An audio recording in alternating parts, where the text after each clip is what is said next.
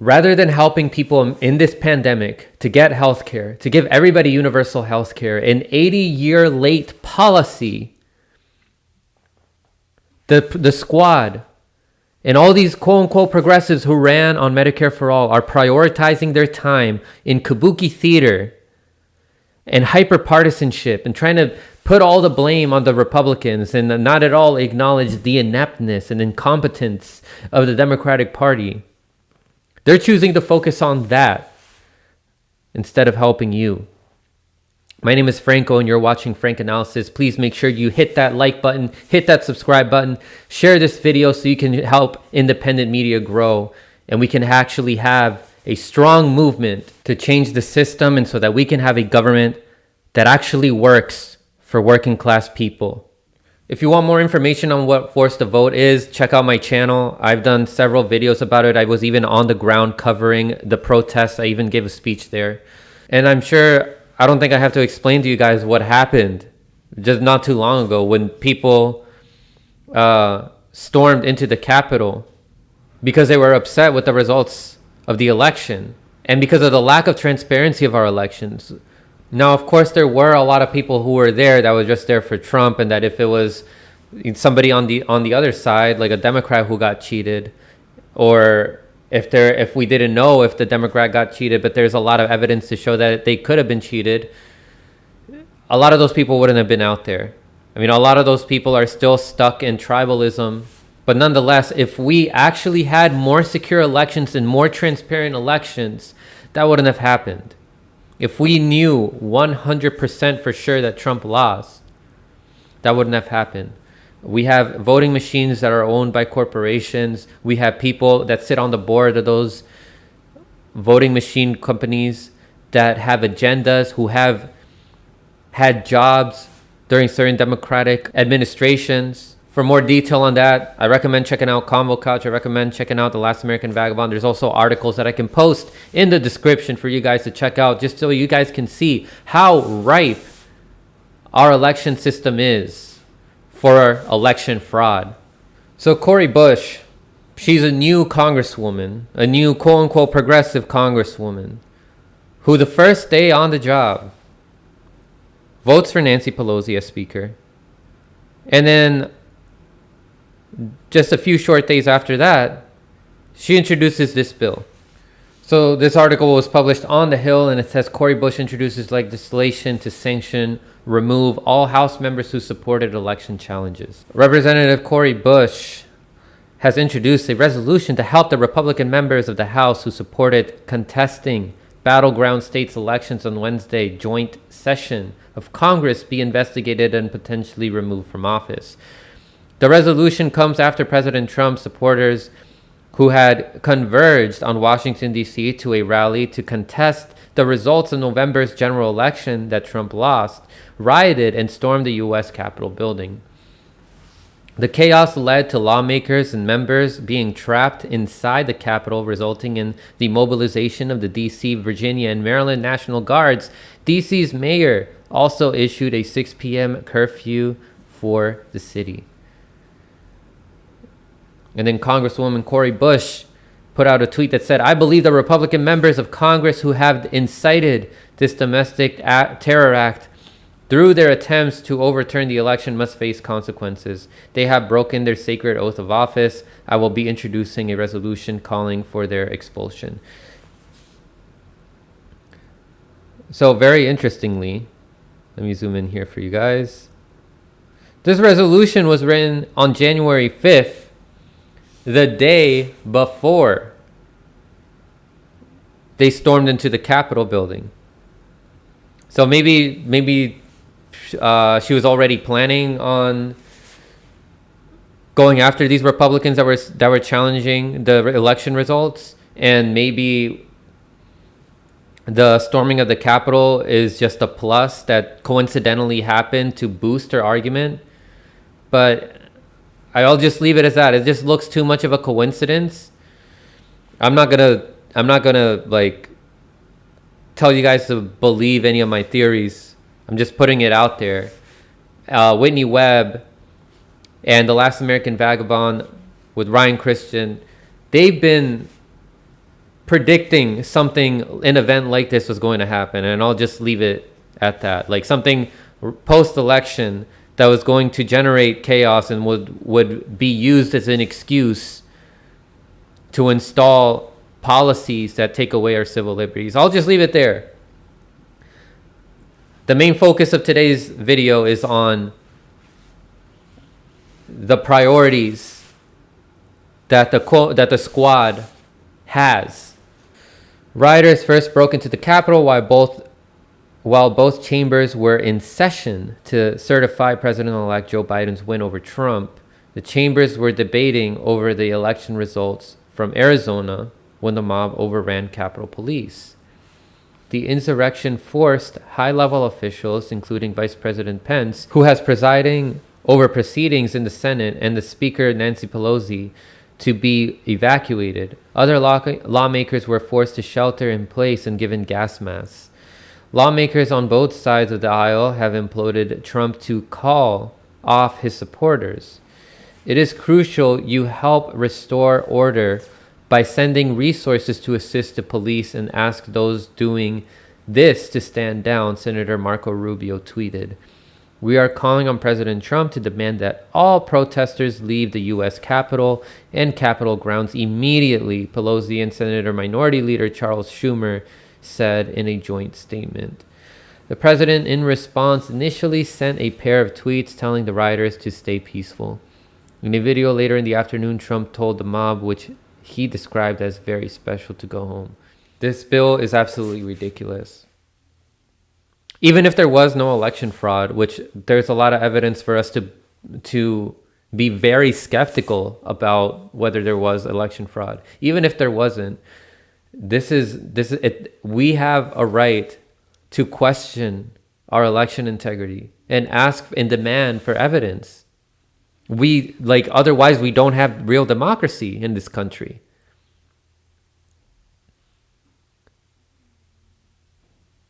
They're out here calling people who are challenging the election results conspiracy theorists. If you have evidence that challenges the election results, that's not conspiracy theory. And also, election fraud is not anything new in this country. I mean, look back to what happened to Al Gore versus Bush. For more info on that, in the history of our election integrity, I have articles linked in the description for you guys to check out. Look at what the DNC did to Bernie Sanders in 2016. Oh, but they only do that in the primaries. The DNC only cheats in the primaries, and then the Republicans cheat in the general. Both sides freaking cheat in the general. What makes you think that the DNC is going to stop and be fair in the general? And also look at who endorsed Joe Biden. He has all these big tech and people affiliated with intelligence that endorsed him. That's who's going to be in his administration. People who support mass censorship. And the George Bush family and the former Bush administration, pretty much all of them endorsed Joe Biden. So there was a clear preference there for Biden. But look, I am not concluding here that 100% that I know that Trump got cheated. I'm not going to say that. It's up for me, and it's up for all of you guys to look at the evidence. The argument I'm trying to make is that it's within our rights to question the legitimacy of our democracy. Now, unfortunately, Nina Turner, who I've liked, but I mean, I have to be skeptical of all politicians now going forward. Every single politician, you have to be skeptical of them. You can't just put blind faith on people, even if they don't take corporate money. Unfortunately, Nina Turner says, not one day more. Thank you, Cori Bush, for leading. Now let's act. This tells me that, and the fact that Nina Turner was not fighting for forced to vote, and she was kind of dodging the question when she went on Brianna Joy Gray's show, and how Nina Turner then went on to Nomiki Konst's show, in which Nomiki Konst was being very disingenuous in her attacks to forced to vote. it's not a good look. But I think it's necessary. It's necessary for people like me and some of you guys to wake up and to not put your full trust, your full blind trust on politicians. My advice, rely more on yourself and to take action and help build online and on the ground communities and help inform as many people as you can. So not only are they focusing on that, on going after Republicans who are questioning the integrity of our elections. Rashida Tlaib, she puts this out. We must hashtag impeach Trump now and remove him. I've sent a letter with Jamal Bowman, Cori Bush, AOC, Ilhan Omar, and Diana Presley to congressional leadership, calling on them to reconvene and take immediate action to get Trump out of the White House. We cannot afford to wait. There's fucking 2 weeks left. He's about to leave. Oh, but if we impeach him and then we actually get him out, then he won't run again. Who cares? If he runs again, then we put somebody strong enough to challenge him. If you did your job, and if you organize like how you're trying to organize here about impeachment, if you organize about forced to vote, and trying to give us healthcare and trying to give us a livable stimulus during a pandemic instead of the BS that we got and that most of you voted for. Rashida Tlaib did not, but her colleagues that she's tagging, except for Jamal Bowman and Cori Bush, who were not in Congress yet. If they were fighting for us and giving us the things that we need, if they were installing all these social programs that were going to help us, if they were fighting for the environment and fighting to get us out of all these wars and ending in U.S. imperialism, they would easily defeat Donald Trump and make sure that nobody like him ever has a chance of winning like that again.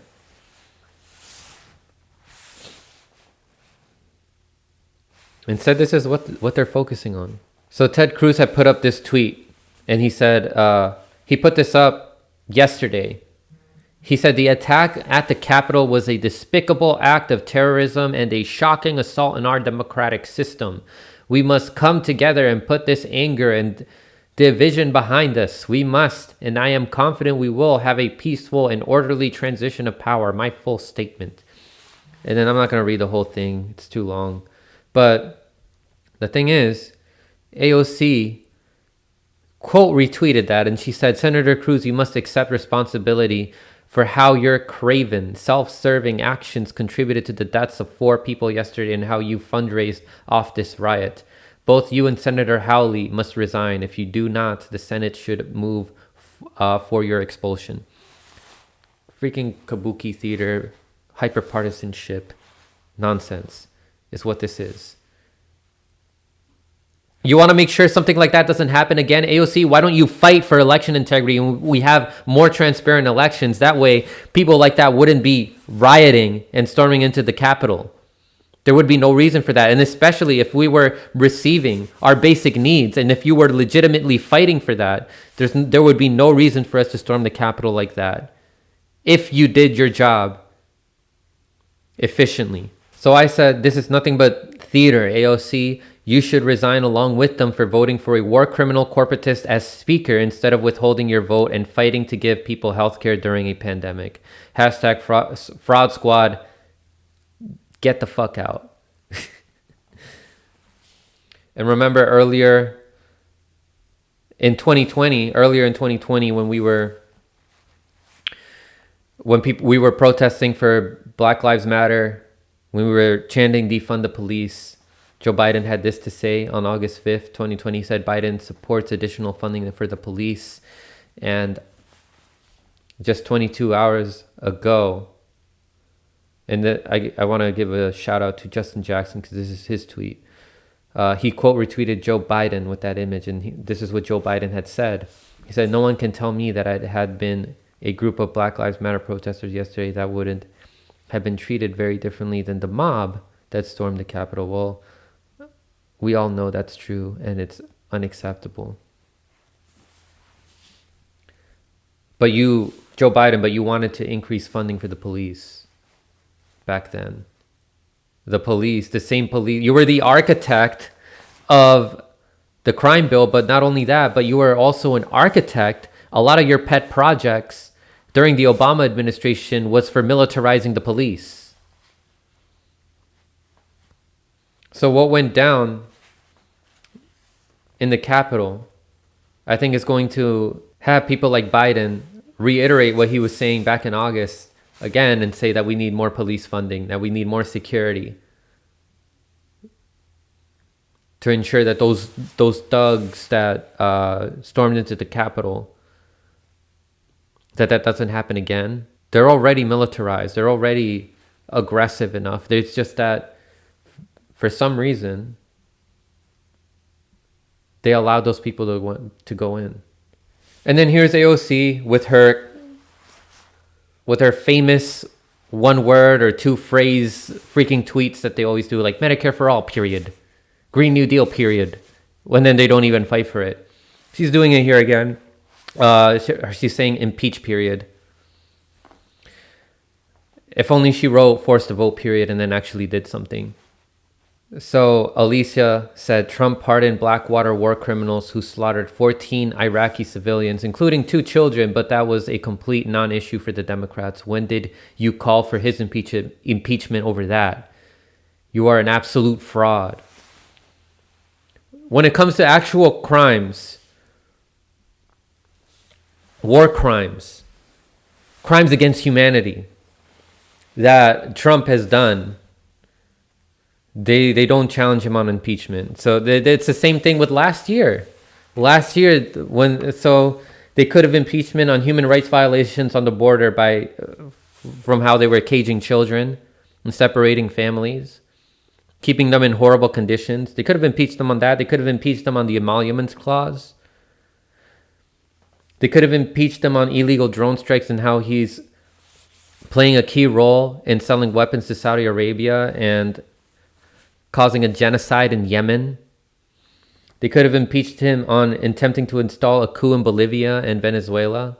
They could have impeached him on attacking the free press, for his attack on press freedom, for how he went after Julian Assange. But no, they were focusing on a stupid phone call that had very murky evidence. And I remember when they were focusing on impeachment back then, they were focusing on that instead of preparing for COVID.